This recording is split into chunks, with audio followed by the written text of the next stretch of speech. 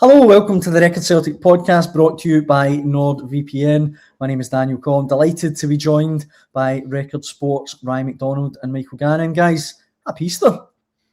Happy Easter, Dan.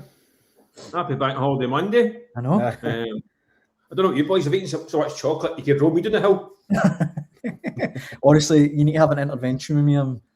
It's been pretty bad the last couple of days. It's pretty bad. It's eat myself on a diet. Type 2 diabetes where I'm going. We'll look class for the summer, Mick. Don't worry, we'll hit the gym. We'll get there. In the summer, though, speaking of the summer, this is the kind of segues I'm capable of, guys. In the summer, Celtic might still be champions, after yesterday's win at Dens Park. Ryan, you were there. I mean, every Celtic game now should come with a health warning. They got there in the end, but oh my God, it was hard work, wasn't it? The thing is, they started the house on fire. They were brilliant in the first half. Really came flying out the traps. It felt as if they had a point to prove after that disastrous result in the sandpit of Tannadice before the international break. And obviously, they'd lost it in the city of discovery under 3 different managers up until yesterday. So, I thought they were relentless, really, in the first half. It was wave after wave after attack. They kind of suffocated Dundee. And really, the game should have been out of sight by half time. And then we got into it. But, wow, he won't want to watch that game again, will he? He had an absolute mare, to be quite honest. It was one of the poorest striking displays I've probably seen from a Celtic striker in a long time. He missed a barrel load of goals. He could easily have had a hat trick had it not been for his heavy touch and just kind of lack of quality up front. But I'm sure we'll get on to that later on. But yeah, it looked as if it was going to be the kind of a familiar story when Simon Murray equalised for the penalty spot. It kind of sparked a nervy ending for Celtic. But Kelechi and actual, he's missed a significant chunk of the season through injuries and fitness issues and whatnot. And actually scored since October, which is absolutely crazy when you think about it. But yeah, he produced the goods and it was a cracking finish as well. Brilliant from Marcelo Sarra, nice touch and he rifled it home. The Celtic end were absolutely mental as you could imagine. So I think not only did he rescue 3 points, but I think he's rescued Celtic's title bid because, as Martin Neal said at the end in his press conference, if Celtic had dropped points here, I think it was game setting match. It would have been unforgivable if Celtic didn't win that and capitalise on Hearts' shock slip up. I say a shock. I actually predicted it by a draw, but Hearts' slip up at Livingston. So got the job done. It wasn't pretty at times, especially in the second half. But I think the first half, it shows you what Celtic are capable of. If only they had a player that could actually take their chances up front. So another thing as well, I think it's just this 90-minute performance issue as well. As I say, they were excellent in the first half, but they just can't last the full 90. Don't know what it is. It's really kind of curtailed in this season. But I think you've got to take the positives from it. They've got the win. There's another goal for Iheanacho. As I say, there were positive signs in the first half as well. They could have kept a clean sheet had it not been for that kind of unfortunate penalty. But that is I think it's 8 games now without a league clean sheet, which might be a cause for concern for Martin O'Neill. But bottom line is they're 3 points adrift of Hearts now. They've closed the gap, and I think in the Hotline Live last week, a lot of people were. I think Ryan Stevenson said that Hearts were potentially 2 games away for the title. So I think that just shows you how much the pendulum has swung and how quickly things can change over the weekend. Mick, there's no doubt in my mind that Celtic are still in this title race because of Martin O'Neill.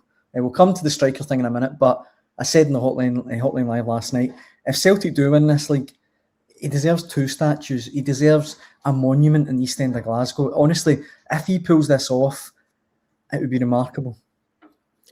Yeah, I agree with that. He's kept them in the fight. They're also still in the race because the other 2 teams that they're up against aren't that great either. Fair point. Rangers are 1 point ahead of where they were at this stage last season. I mean, Hearts have had a remarkable uplift in terms of where they are from last season. They're the ones that have made major progress. And it'd be a good season for Hearts, no matter where. In fact, even if Hearts finish third now, they still mean, it would be crushing for them not to win the league at this stage. But they're ahead of the game in terms of where they would be from last season. Rangers are a point ahead of where they were last season. Celtic are about 15, 16 points down. I'm not entirely sure. They're heading for 15, 16, 18 points less than they had last season. So they're in the race because the other two are kind of allowing them to be in the race. Because if this was a Rangers team, by the way, I'm not even going back to the olden days that we keep talking about. I'm talking about under Michael Beale or Van Bronckhorst, Clement first season. They would have been hitting 88, 90 points probably. And aside at this point in time, the fact that they're not means the Celtic are still in the fight. And they've lost 8 games. They shouldn't be in. They should not be in this title fight. Let's be realistic. In any other year, this would be they'd be 15 points behind, and they'd be thinking about what's happening in the summer. But they're still in there by hook or by crook. They're still in there getting results.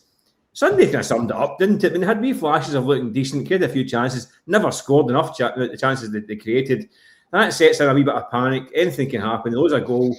Didn't really look great. Tried to find the next one and managed to kind of fashion a chance and a bit of individuality.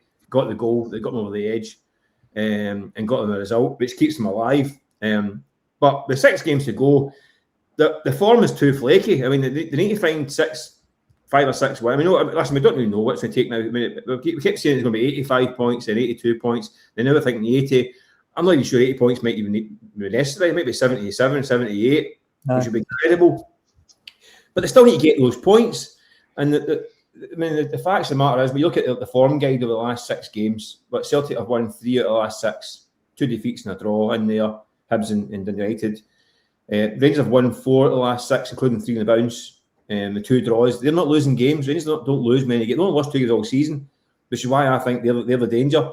Hearts have won 3 out of 6, 2 defeats and a draw. They're starting to get a bit flaky. They'll get some big players back, but the results are only consistent as they were early in the season. So at the moment, it's a bit of a kind of a stumble to the line by all 3 of them. But Celtic are in this mix, and it means that they're still in the conversation, which they probably shouldn't be in, but they're in there now, and they should see it as a massive opportunity to go and do it. But it's like Ryan says there, they can't seem to put performance together for 90 minutes, which means that every game has got jeopardy. I mean, every game, when was the last time Celtic won a game 3-0 early on and canter to the line? I mean, the Motherwell game at 3-1, all right, if I stopped 3-1, the last 50 minutes were comfortable, but up to the red card after 60 odd 70 minutes, that game is in the balance, and every single game that Celtic play is in the balance. So and I don't see that I don't see that changing. They're not going to dominate games for the running. They just don't have the ability to dominate games. So it's going to be a nerve-shredding ride, and every game is going to be a knife edge. And can they fall on the right side of the knife edge 6 times?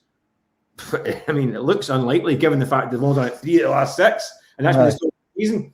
So something's got to radically change that's going to allow them to dominate games and stick the ball in the back of the net and have a couple of wins.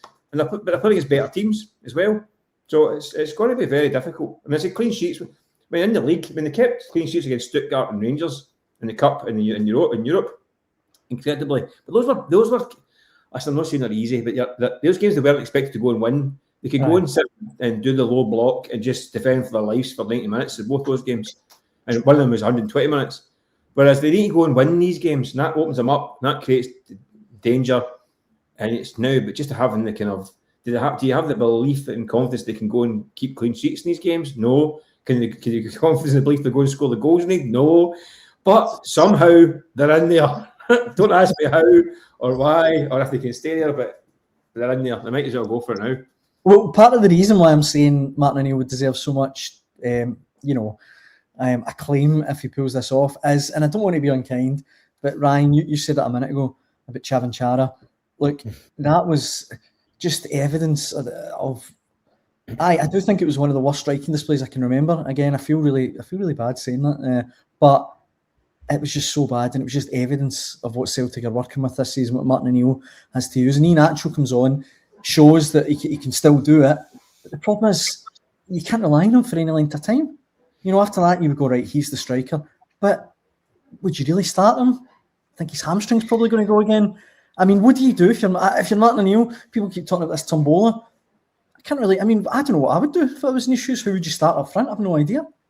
I mean, I asked that question to Martin O'Neill yesterday. I said, "Do you know what your best team is?" And he said, "No." He doesn't know. So that kind of sums up where Celtic are at the minute. Look, I don't want to hammer the big guy. I don't think it was through the lack of effort up front. He did tussle. That's a good point, Ryan. He definitely put himself about, and he's trying. I'm not questioning his integrity or whatever, but it just so he did. Yeah, he does offer a kind of focal point up front. He's said numerous times he's not a target man, yet Celtic continue to launch a ball high up in the air for him to knock down or bounce off him for unrunning players. So perhaps Celtic aren't quite playing to his strengths either. But look, seeing you through 1-on-1 multiple times, you need to take your chances. I mean, that one he rattled the post. That was. I mean, the Celtic fans behind the goal couldn't believe it. They were getting ready to celebrate. I think even Big Dam was getting ready to wheel away in celebration as well. And Dundee get off the hook, and then that heavy touch just after the second half as well. When Benjamin Negrin plays him through, you're just expecting him to take the ball past the keeper and roll it in the back of the net. But again, that heavy touch, it just got away from him. And it just wasn't his day. It hasn't really been his season at Celtic or half a season at Celtic. And look, it kind of tells you where Celtic are at, where we're sitting here in April the 6th, and Johnny Kenny is still Celtic's top goal scoring striker. It's absolutely crazy. Quite simply, the likes of Cvancara and Adamu have come in. They've not contributed anywhere near enough. And that's Celtic's biggest problem. Sky had that graphic yesterday saying that the cracking start that Celtic hit the 26 times this season, 11 more than Hearts. So the problems are there for all to see. They've been there for the best part of 18 months. They've got no conviction up front. No killer instinct. They've not got enough quality up front. If it's not Benjamin Negrin, who's still sitting in 19 goals despite his celebration yesterday, it's Yang that gets the credit for that one. If it's not for Benjamin Negrin, you really wonder where Celtic would be at this stage in the season. You wonder where the goals are coming. After Negrin, it's the next highest goal scorer is Yang with 9. So there's only one player with double figures this season. And as I said, Iheanacho, his first goal since October. Yes, he's been injured, but it's just something not good enough. And that's got to be that's got to be the priority in the summer. But look, there's 6 games to go in the league, and I think Martin O'Neill, if Iheanacho, his performance yesterday, he's made an impact from the bench. I think he's speaking to him as well after the game, which you'll be able to read in tomorrow's paper and online later on today as well. He's convinced that he's the man that can fire. Iheanacho's convinced he's the man that can fire Celtic to the title. He's obviously got great pedigree at Manchester City, but obviously his career's kind of gone off track in recent years. But he is a quality player. When he does play, you can see that quality shining through at times. His touch, his link-up play, he is really clever with the ball. I think he's just fitness is a big concern at the minute. Is he just an impact player from the bench, or can he make an impact from the first whistle? That's the biggest question mark. So I wouldn't be surprised if Iheanacho starts now against St Mirren on Saturday. I think Martin O'Neill really needs to find a team that he can rely upon and stick with it, particularly in the forward areas. I was surprised that Seb Teneke was an unused sub yesterday. He's changed the game from the bench multiple times this season, but he was left on the bench, which was a bit of a surprise. Same with Rio Hatate as well, who's been a bit of a difference maker since he's kind of come back into form, come back into contention. So those 2 guys were unused. You've got Alex Oxlade-Chamberlain. I thought he was decent in the first half, some promising. He looked promising at times. He worked the ball well, provided a wee bit of energy. He was unlucky with a couple of efforts on goal as well. But in second half, he faded away again. So, as I say, it just comes down to this 90-minute issue, and that's what will be driving Martin O'Neill mad at the minute. He needs guys that he can hang his hat on, and I don't think there's too many in this team at the minute. This is the actual dilemma, though. I mean, in theory, you think you start them, you get ahead, and that gives you a foothold in the game. But if you don't go ahead, I mean, he started at Tannadice, and I thought he'd done okay at times at Tannadice, despite weirdly Celtic played through the middle on a part that was like but he was getting the ball to feet, and anything they did create was through him. He had a chance. But then after 50 minutes, he wasn't worth a penny. So I think the fear would be, well, if he starts the game and they don't get a breakthrough, who do they bring on they can rely on to do anything? Because Cvancara's not cutting it. Adam is now gone at the picture. You get Dyson Maeda, who in front of goal this season, he's been twirling 2 left feet. So it's a dilemma. It's a big dilemma for Celtic because Iheanacho can do 90 minutes. It's a shame. I mean, listen, you can see he's a quality player. I mean, you see there is a player. Great touch, you know, all that stuff. You can see that like 3 or 4 years ago, he would be great in that role. Maybe part of a 2. You can drop deep, spin, pass a ball. Like you say, but it takes a ball at your feet now, 40 yards from goal. He's meant to pull it in, bring in some players, get it wide, whatever, and get in the box. He can't get in the box. Mm-hmm. So you play it completely and let him stay in the box. Just let him say, right, that 6-yard box, just plant your backside there and don't go anywhere because you're the only guy who can put the ball in the back of your net. Because Cvanccara certainly isn't the guy who can put the ball in the back of your net. But again, you can't battle the guy because he's not got a track record for doing it. I mean, you can't sign the guy you think this is the guy who would deliver the 15 goals that the team needs to win the league. This is back in January. He's not scored 15 goals in 5 years. I mean, he's 3 and 23 this season. Last year was 2 and 32. His first season at Gladbach was 6 and 28, but he scored 4 of them in the first 6 games, including German Cup ties. So then you go back to when he was in Prague when he started. It's a good season. I think he gets 60 or 19 goals in Prague, but that's 5 years ago. And he's a goal scorer. So you're saying the guy to be the main man who hasn't got a record of being that kind of guy. So it's a bit harsh on him. Unfortunately, to me, it doesn't look like an upgrade in Johnny Kenny. We talk about the performances of a striker. I mean, Tannadice with Johnny Kenny, the chance he missed that night, that was similar to Cvanccara at Dundee there. Just a chance that had to be in the back of the net. I mean, it just shows you that it hit the post 26 times. So you could literally put an inanimate object in the box. It would have probably more shots on goal than a Celtic striker. I remember working out years ago. I was covering Aberdeen up north. It was I'm not mentioning his name because it's not really fair. I think he's averaging about 7 goals a season for about 15 seasons. I remember looking at this. As many goals were scored in off the post, and it was more per season than it was he would score. So literally just stand in the box. There's more chance of scoring a goal because they just get in the way of it. A stationary object in the way would cause more goals. So I think he's not listening. There's no chance he's going to be around next season. No, because he can't. I mean, the top was at 6-7 million quid. Yeah. I'm sorry, Vic. I mean, that's a nice big chart. I mean, listen, I think he's got. I mean, chances he had in Sunday for a guy at his level, it's unforgivable not putting in the back of the net. And you can talk about confidence and all the rest of it, and lack of game time or whatever you want. But no, I'm sorry, you've got to put it in the back of the net. You've got to. But it's been story Celtic season. I mean, look at the chances they missed all season. I mean, you're telling me that Celtic shouldn't have another 10, 12 points based on just. I mean, Celtic. I mean, I know as you know, we're very trendy hipsters in this programme. I mean, Celtic are top of the XG chances created league, so that should translate to more goals and more wins. But it hasn't, because Celtic's front line has been absolutely dreadful this season. I mean, literally a generationally bad front line this season. The man Big Tam is firmly part of that now. Well, our colleague Craig Swan at the Record a couple of weeks ago with Chris Sutton, Mick, if you remember, he said, look, I've been in this 30 years and I went back in my head thinking all the Celtic strikers, all the way back to Tommy Burns, Cadet, Van Hooijdonk, and Wim Jansen, obviously, Larson, O'Neill with Sutton. I mean, they're literally, this group of strikers is the worst for a generation. It's comfortable. It's not even close. And I mean, you look at Ronnie Dyler's team. I mean, you go back to Colin Kazim Richards and Carlton Cole and stuff like that. I would take them ahead of this. Lee Griffiths got 40 goals a season. Take the words out of my mouth. Take the words out of my mouth, mate. Yeah. Lou Macari season when you had Wayne Biggins up front. Listen, at that time, they also still had Frank McAvenny and Charlie Nicholas on the books, albeit they were at that time 33, 34 and weren't in great shape. But occasionally they put the ball in the back of the net. So I don't even think that. I think, would you take an aging Nicholas, McAvenny and Biggins? I mean, Wayne Biggins never scored. I think he played 10 games, never scored. But take the other two of them.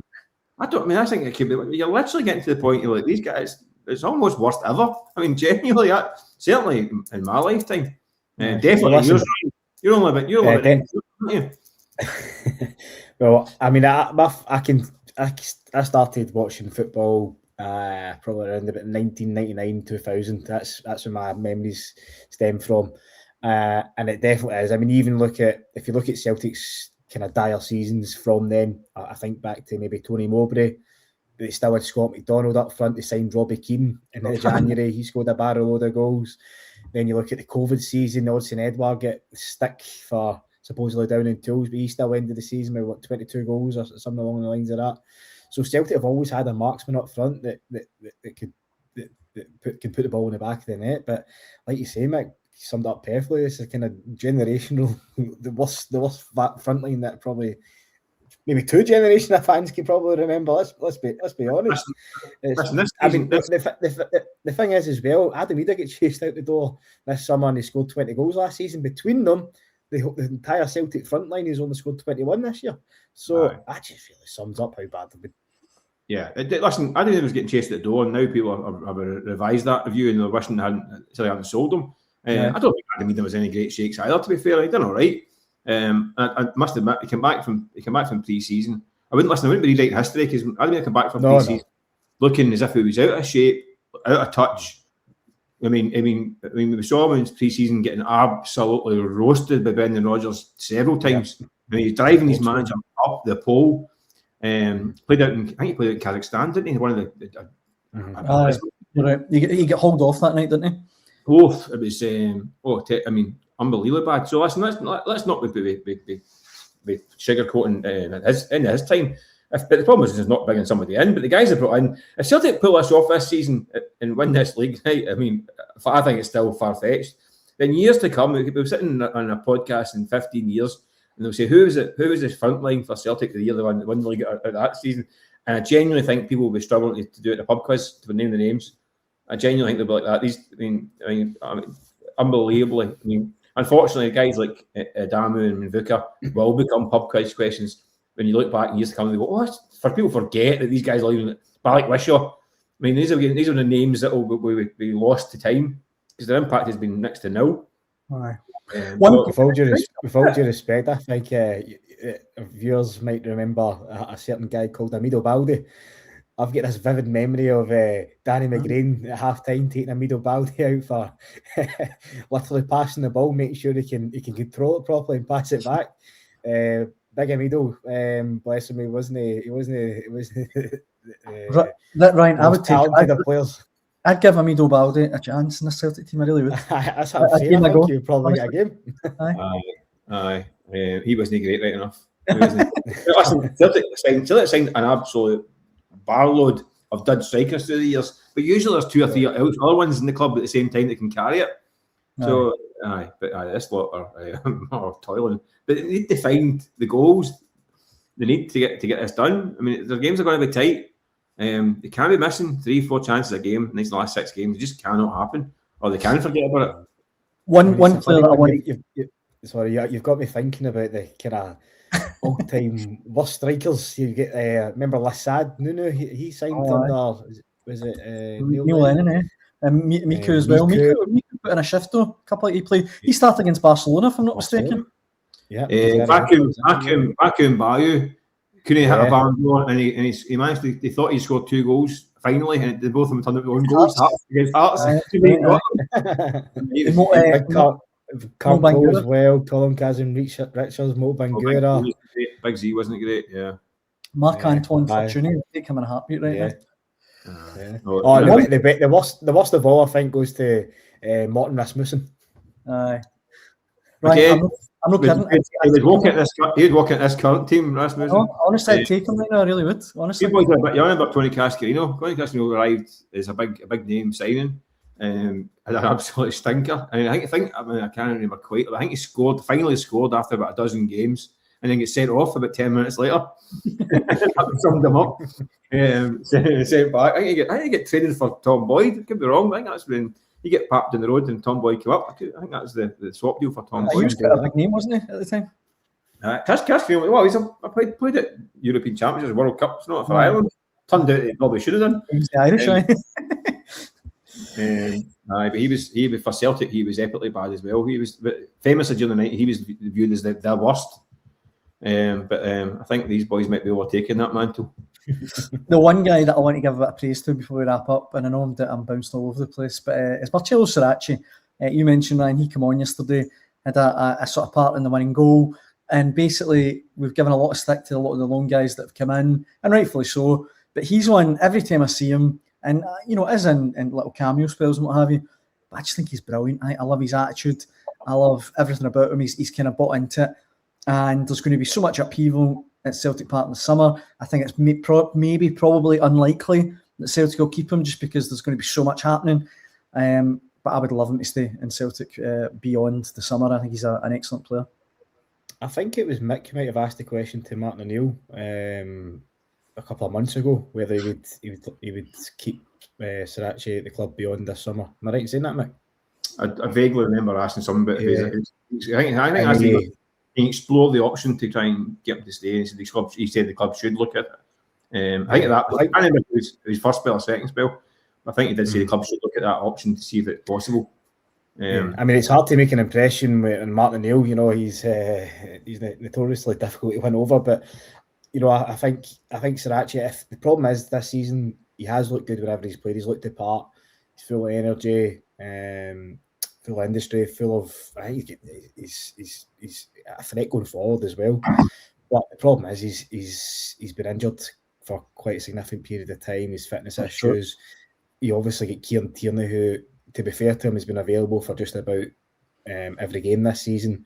But you wonder if you'll be able to sustain that long term. And at the back of your mind, you're always thinking that there's a chance that Kieran Tierney can break down here. So you really need a reliable deputy to call upon if that was to happen. And whether Sarra is able to prove his fitness, I'm not so sure. But yes, hugely popular. I think he's popular in the dressing room. He's definitely a favourite with the fans. And if Celtic, if he is available for, let's say, £1 million or £2 million, then I think Celtic probably will explore that option. But it just, I think it's just that seed of doubt in the back of my mind about his fitness record this season. And I think, that's something that Celtic should be wary of. But I think whenever he's played this, I think he's done really well. He's got another assist at the weekend there, a cracking cross for Kelechi Iheanacho to tuck away. And I wouldn't be against Celtic buying him. I think if you look at all the loan players that have come in, he's probably the only one that obviously get Julian Araujo, but along with Araujo, I'm not so sure if that'll be a possibility. I think Bournemouth are looking for about £8 or £9 million for Araujo, so that actually probably falls into the affordable bracket. But it's just that fitness issue which I think might play against a possible deal. Yeah, no, you can't rely on him. I mean, he's never been fit this season. Never played. I mean, he can't play 90 minutes. I've seen him. He's been good, but anytime he's played more than an hour, he's blown. He's missed. I think I worked it out the other week. It was since he'd done his cruciate at Leipzig. I think it was 21-22 season. He's missed 500 days across 5 seasons. It's a lot. Wow. He can't rely on, and it's no harm to the lad. But he's not playing enough football. He's missed. I think 18 games this season, which is half the season on a 1-year loan deal. No, it's unfortunate. But he gets all these niggly injuries that are probably coming the back of his major injury he had back in 21-22. But it's been a succession of little injuries that it's 3-4 weeks a year. It's 6 weeks a year. It's a fortnight here. He missed odd games with different things. So he can't rely on him, unfortunately. He's there to take the burden off of Kieran Tierney, and he hasn't really done that. When Kieran Tierney, I think, has been. I know he seems to, for some reason, people give him a hard time. Bizarrely, the amount of games he's played, he probably never intended to play that many games this season. But he's dug in and he's played that many games because he's had to, because the guy who's in to help him out hasn't been fit enough to back him up. Yeah, correct. And by the way, there's been games that Sarra has started and Tierney's been rested. And he had to come off the bench because he was too tired. Sarra was too tired. or he's had to stay on the park for 90 minutes. He probably shouldn't have had to. So I do. He's a neat wee player, but it's just not. What can you do if he can't rely on someone to be fit all the time? bigger gamble. Listen, here's one for you. I think if he would be open to the possibility of it, I think Celtic should perhaps have a chat with Greg Taylor and see if he'd be interested in coming back this summer. I know the whole point he left Celtic was because he was kind of worried about his game time with Kieran Tierney coming back to the club, but I don't think Greg has played that often at PAOK this season. So, you know, if he would be open to the possibility of it, I think he would be the ideal solution there, alongside Kieran Tierney, because I think he definitely would get minutes. He would perhaps not as many as he'd like, but you know, I think he's been a massive miss for Celtic this season as well. He's such an underrated player, and I think he'd be the perfect option. But look, it's very hypothetical. We don't know if he would be interested, but if he is, given his lack of minutes, then I think it's something that Celtic should explore. If that was like a move, say I did that, what does that say? What would that say about Celtic's future planning and strategy? I mean, Greg's 28, he'll be 29 next year. I mean, he's a great Celtic, brilliant player, but you don't go and buy a guy at 28, 29 as a backup fullback. They should be trying to get a 23, 24-year-old player who's got selling potential and ability to go into the team and help out Kieran Tierney. So I like Greg Taylor, but it's not that ship. I think it's sailed. Celtic need to get themselves back to being a proper football club with a vision in the future, signing players with potential that they can play for 2 or 3 seasons and then sell on. That has to be Celtic's model again, and it's going to be even more important in the next 3 or 4 years because Champions League is out the window practically for the next 3 or 4 years potentially. So they need to get back to driving up their own finances again, and it could be so it has to be signing smart and selling at the right time, because they've lost that model in the last 18 months. And that's what we need to get back to. So whatever new strategy is going to be, it has to be a recruitment-based strategy, buying them young, talented players that they can develop and sell on while competing in domestically and in Europe. Not an easy formula, but that's what it has to be. I mean, I think Andy Robertson's obviously been linked, hasn't he? But I know he's 31, but he'll have offers in the Premier League to I mean, at least triple anywhere near Celtic, what Celtic be able to offer him. And I don't think Celtic going to, they would obviously get him a free transfer, he's out of contract. I don't think Celtic going to pay top dollar for a guy when you've already got a top talent like Kieran Tierney there. It just doesn't make sense. So I think Andy Robertson would love to be a Celtic player at some point in the future, but I just think with Kieran Tierney there, I just don't think that's going to be possible. And I totally agree with what you're saying, Matt. I think Celtic have gone back, to the, looking at former players far too much in recent seasons. Look at Jota, it's not worked out. They even tried to bring back Kyogo in January, and he's out for the season now with that shoulder issue, which kind of went to his time at Celtic for periods. But I just think with Greg Taylor, one, because there's going to be such an overhaul, a drastic overhaul this summer, and I think you need a Scottish core in that dressing room. For me, I'd maybe make an exception for Taylor if he would be open to coming back. But I totally get your argument, and it's something I've been kind of harping on about as well, Mick, where Celtic just need to be forward thinking and plan for the future. Yeah, I mean, I would be looking. If you're going to get in the Scottish market, absolutely. But go and get the best young Scottish players. I'll start playing some of their own. Even guys like Harry Milne's 29. Yeah. But I mean, something like that. But you're talking a backup to Kieran Tierney. Kieran Tierney's going to be still, Kieran's only 28. But they need to get a move on anyway, because it's now into April. So at some point, they're going to have to tell everybody about their grand plan for the future. Because at the moment, it's looking a bit bare, isn't it? I know the title race is got everybody's focus, and rightly so. But at some point, they're going to have to say, right, here's the strategy for the next few years, because right now, they're facing a lot of uncertainty. Listen, I think you can expect that to happen over the next couple of weeks, because the season ticket renewals are going to be out shortly. If not this week, maybe next. And right now, there's no plan. So I think before Celtic fans start forking out £900 or whatever it is for their season ticket, it might even be a season ticket increase this season. For next season. Then I think they're going to need to know what the strategy and the plan is going forward, because right now they know nothing. There isn't one. There isn't one. So I think, I'd expect something to come out over the next few weeks on that. Well, look, very last thing before we wrap up, guys, is just that I feel I have to check in every episode we go by now on where you stand in the title race. You mentioned earlier, Mick, that you think it's far-fetched still that Celtic could win it. Yeah. Only 3 points off the top now, and they've got Rangers and Hearts at home. Does that sway you, Ryan? Do you think that? I mean, where do you stand? I mean, they're obviously not favourites, Celtic, but how do you? Yeah, I mean, I've been consistent. As I said in Hotline Live during the week, I think Jacko and Ryan Stevenson have completely written off Celtic's chance, and I said, look, you just can't ever count Celtic out here.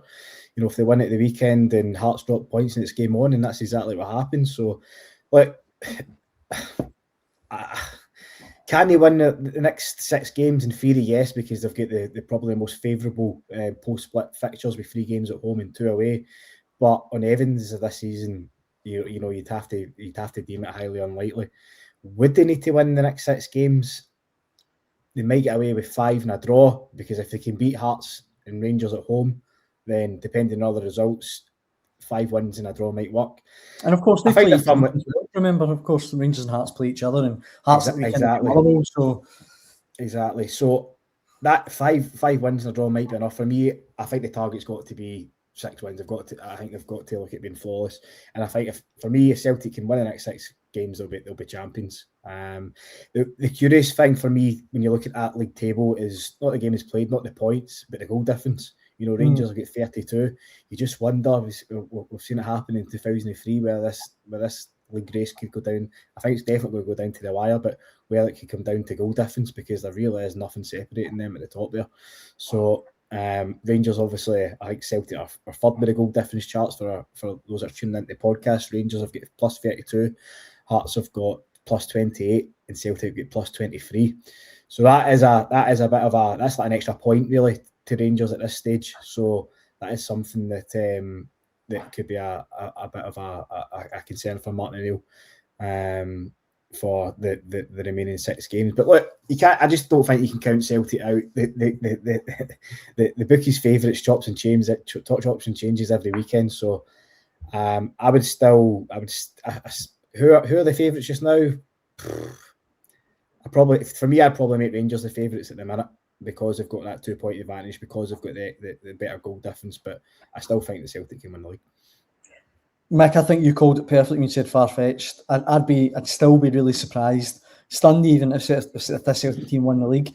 But then, see, every time I look at these league tables and Rangers are away at Falkirk at the weekend, I don't think they win there.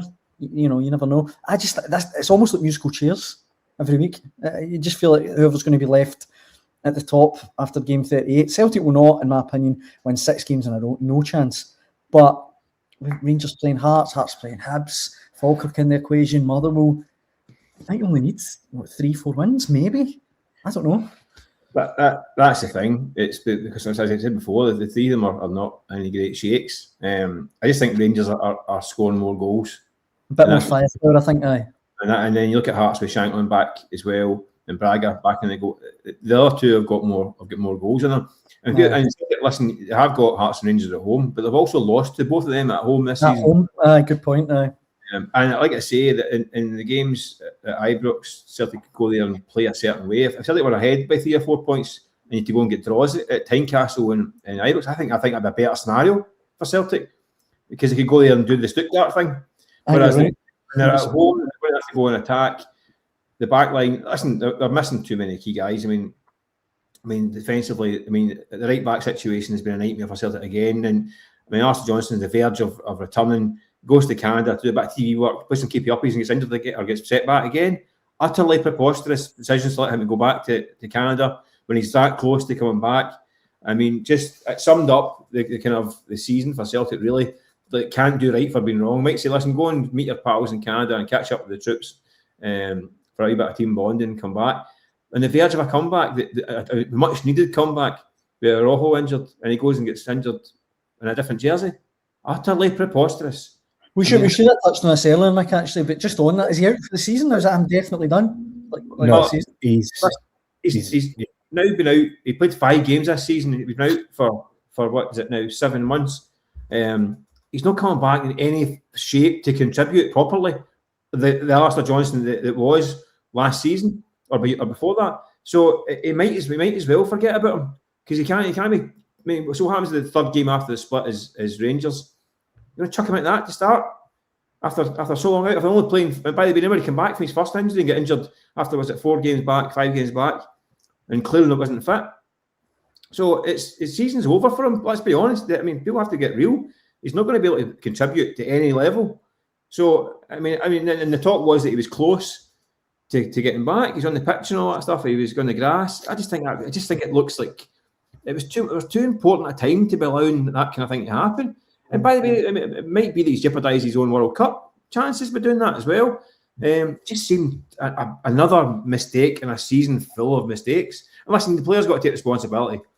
I was going to say that, Mick. He has to take responsibility for it as well. You know, I think he was the one that was pushing to go to go and join up the Canada, because he's obviously such a huge influence in the dressing room. So see the fact that he's travelled 8 hours to Canada and 8 hours back. I would be surprised if that knock or that setback's linked to that. Well, that's what I mean. Listen, I guess the club, you got to respect the guy's wishes and think, okay, it's a World Cup year, but somebody's got to say to them, listen, we are in the muck here. You're getting close. We need to have you see medical staff every day doing work that's going to build you up every day during this break to give you the best possible chance. Maybe you get a bounce game at some point in the second week. Like, I don't understand. But this is what happens when you've got an interim manager who's not going to be there beyond the summer, who's thinking, well, I can't really piss off a player that could be beyond me. So let him. I don't know if that's part of the thinking, but somebody at the club should have clamped that. I mean, I look back, feel much maligned at times, unnecessarily at times. Peter Lawwell, would he stand for that kind of thing? Would he be like, absolutely not, get yourself up to the next town with the medical staff every day for the next fortnight, read you back? I just don't know. I don't know. It just seemed to me another example of the club that's kind of just drifting along just now, getting by without having like someone or some people saying, right, no, this has got to happen. It's like the Schmeichel stuff as well, Mick, as well. That was just... Well, I mean, badly handled all season. A guy who everybody could tell was struggling through the whole season. And yet it was, we don't know if he's fit. I mean, poor Martin Neal's left to kind of front up. Martin Neal, by the way, Martin Neal is quite cute when it comes to injuries. Ryan will tell you that as well. Like he plays his cards close to his chest, downright tells porkies at times. Kids on doesn't know stuff. It's old school kind of manager, don't give your team away. Aye. So he could be asking me on Friday about how's so and so. The guy could be in a full body cast. And he'd be like, well, I think it could be okay. Aye, it could be okay. He might make it. So take that a pinch of salt. But he's the one having it, unfortunately. So you got to remember that, take that account as well. He's trying to protect the player. Quite why he played him all season. He wasn't fit. It's a strange one. But that was badly handled. Orojo has been badly handled. Nobody, and again, might be back, might not be back, might see him again, might not see him again. No, probably not going to see him again, let's be honest. The chat is he's finished the season as well. It's mixed messaging. Unfortunately, Neil's been left to carry that canvas. It's unfortunate, but it's just it's all a bit raggedy around everything at Celtic right now. Right. Even Arnie Engels, he kind of, well, to be fair, he didn't give him whether he'd be in or out of the game at Dens Park, but Arnie Engels, he was meant to come back after international break. I know he's been in full training, but will he play a part, and what type of part will he play over the next 6 games? You just don't know. I know he is back in full training, as I say, so he might make his return against St Mirren, but yeah, he's like Mick says, Martin's very cute when it comes to his injured updates. This is Arnie Engels, who, having been denied a £25 million move to the English Premier League, is injured in the very next game and hasn't been seen since. I mean, forgive me for being, too old and cynical, but let's not be holding the breath for the cavalry coming over the hill with the big Arnie Engels after that. Who knows? Who knows? He might come back all guns blazing to make sure that happens again in the summer, but it just, let's not be naive sometimes. No. The one thing I would say about Arnie Engels, and I don't think this is going to happen. I think you can file this under the highly unlikely category, is he might still have the World Cup at the back of his mind as well. For Belgium, a couple of injuries there, he might be able to force his way somehow into the plans. But he's obviously not been involved with Belgium for, I think it's the last year or so anyway. So he's probably not going to be on that plane to the USA. But I'm sure he will be desperate for that reason to come back. And then obviously, as you say, there's the carrot of a big money summer transfer. So I think Arnie Engels, he will seriously upgrade that midfield. I think Celtic, he has had he's been Jekyll and Hyde at times during his Celtic career, let's be honest. Sometimes he's flat to deceive, and other times he stepped up to the occasion. But I think he would seriously upgrade that midfield. I think Celtic have seriously missed his set piece deliveries, and I think if he can, I think he's capable of playing a major part between now and the end of the season. He's a £25 million player. That's how much Nottingham Forest we're going to pay for him. So, you've got a £25 million player missing in a minute. So if he comes back into the fold, then he could make a difference. Should have been sold in January. Should have been with all the best. Money should be in the bank and reinvested in an £8 million, 22-year-old. 100%. And it's like another example of a club no succession plan, running its own narrative properly. Silly. Another mistake made. It might never get the money from again. But yeah, you have a big bonus when he does get back, if he gets back. Maybe I'm just too old and cynical. Sorry, boys.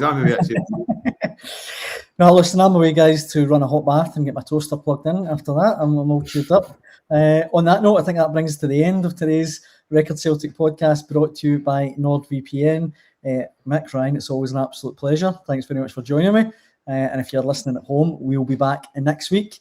Thanks for listening, guys. Thanks again. Catch you later on. Cheers, guys. We got another cracked open here. Cheers again, guys. Thanks for listening at home, and we'll be back next week. Cheers.